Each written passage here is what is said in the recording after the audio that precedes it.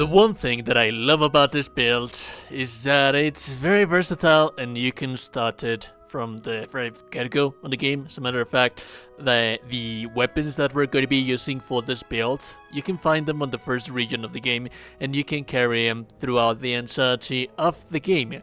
One of the only downsides is that the tome that we're going to be using for spells, it's not going to have that high tier of spells, but that doesn't really matter that much because at the end of the day you can use high tier of spells that you want. But this is based, I'd say that this is the perfect definition of a battle mage that has somewhat of a sustainability in between everything that it does. So to brief things up, you have damage, of course, which is always very needed. You have AoE damage, which is kind of nice. You have CC potential as well with the AoE. So you have already covered damage, you have already covered AoE, you have already covered the CC. But also you have sustainability, because this is one of the spells that we're going to be using in here that recovers the essence back. I am pretty high level at this point, but as you're leveling up, you are going to be needing to use essence, and you're not going to have to use any kind of potions because the essence, you're always going to be able to get it back with this one single spell that we are going to be using in a little while that we are going to be discussing it. And also, if that's not enough, you're also going to have sustainability when it comes to your health. Because yes, most of the time you are going to be healing yourself with this character, but not only that, if that's just not enough for you, you're also going to have defense, because there's one spell that gives you more defense, so ideally you are an immortal battle mage that deals damage with his weapon, and you're also healing yourself every time that you're fighting while you're at the same time defending yourself with your spells. And you can cast infinite amount of spells because you have infinite amount of mana and essence because of how sustainable this thing is. It's just disgusting. It's filthy. I love it. And yes, like I said, one of the most important things about this all is that you can start building this character from the very start of the game, because the stuff that we're going to be using, they come from the first region of the game. But we'll get into that a little bit later, because the first thing I want to talk to you about, it's the ability points that we are going to be using in here. We are going to be speccing a little bit into Ranger in here if you're feeling cheeky, if you feel that you have enough points. However, that I'll leave that up to your discretion, because then again, building characters in here is somewhat complicated, because you do have to make concessions, because there's just way too many points in here that you can have. Anyways, the first thing that we want to max out to the most is going to be the Grimoire Mastery. It doesn't matter that we're not going to be using rank 4 spells, because this decreases the cost of your spells by 20%. So you want to max out this. However, if you feel that you're not using that much essence, and then again, remember that I did say that there's sustainability in here, if you don't really care about this, and you can just leave this on level 2, it's not going to be that much of an issue. The main spells that we're going to be using, the Grimoire that we're going to be using, are going to be the Corrosive Siphon. The only downside about this is that it doesn't work with undead, so that's going to be a little bit of a bummer. Then we have the Parasitic Staff, which is going to gain essence back. Then we have the Arcane Veil, which is going to give you a powerful shield for 20 seconds, and then we finally have the AoE, which is going to be Blizzard.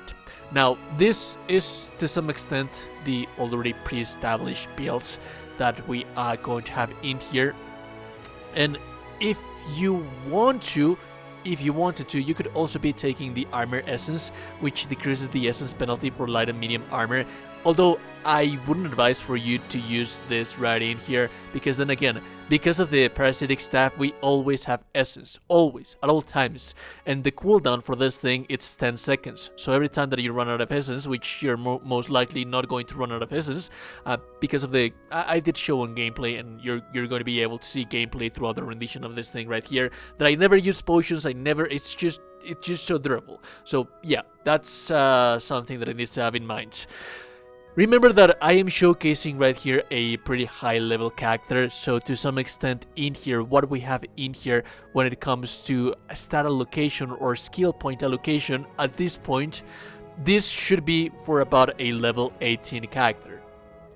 if you level up a little bit more, there's a little bit of a concession that you want to make on whether you want to do some stuff. So for example, you can be upgrading the finesse in here, which is going to increase the damage with one-handed melee weapons. So that's very, very useful. Because you're going to be using a one-handed weapon in here.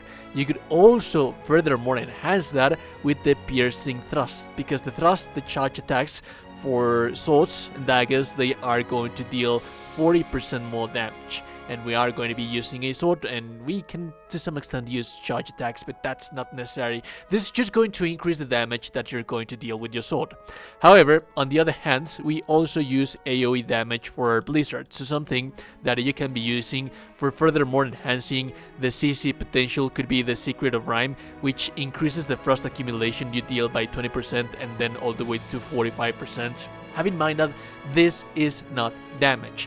This is just going to make it easier for enemies to be frozen that much more. And also you can be using the Scion of Flame, which is going to increase the fire accumulation. Then again, not the fire damage, the fire accumulation for the status ailment to occur. So there's a little bit of a concession that you can have in here.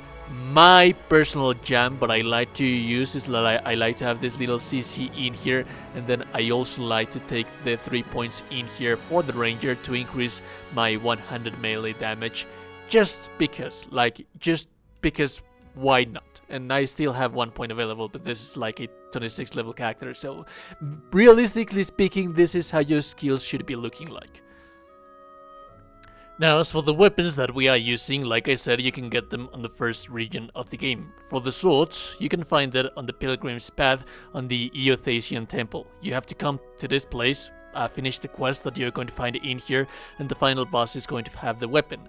For the grimoire that we're using, this is a unique grimoire that you can purchase right here, the Beothel's grimoire, which, as you can see, it has the Corrosive Siphon, the Arcane Veil, the Parasitic Stab, and the Blizzard.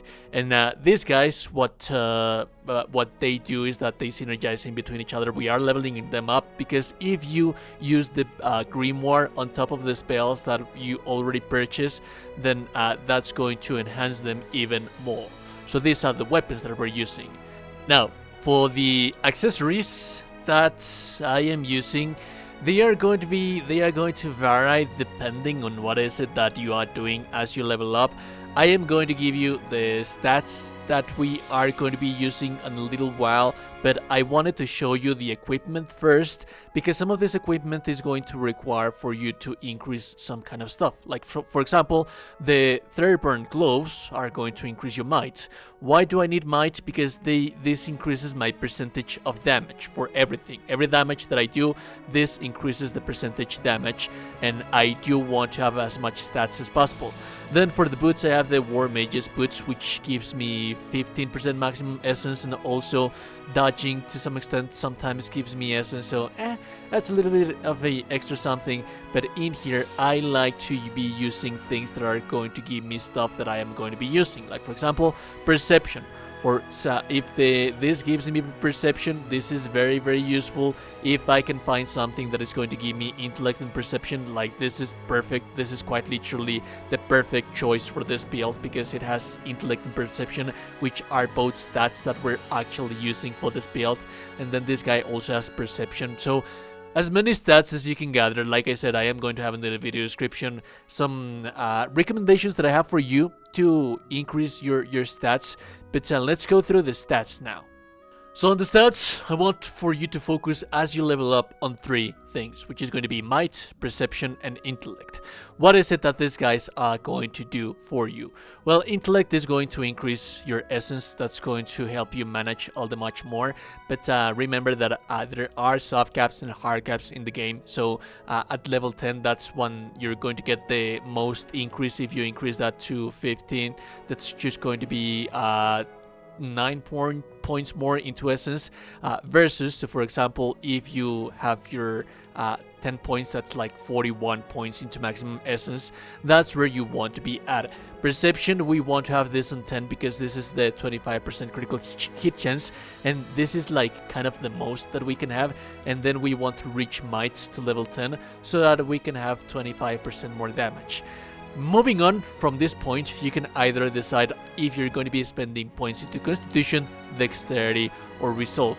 And my advice is that you spend them 10 points into Dexterity because this is going to increase your attack speed, meaning that you're going to be able to cast things faster because it also has 55% action speed, so overall your combat effectiveness. We don't need Constitution because we're not necessarily using that much health and we're healing ourselves back with one of the spells that we have in here. And then Resolve, the 100 sword doesn't really use that much stamina, and you don't have that much stamina penalty because you are using light armor, so it's not that much really needed. So this is ideally how you would want to have your character, and remember that having your character in these points in here, it's going to allow you to bypass a whole bunch of skill checks. More often than not, the most of the skill checks that you have in the game, they come from Perception, Intellect, but there's also for Might, Constitution, Dexterity, and Resolve, what have you. So this is ideally what you would want to be doing with your stats.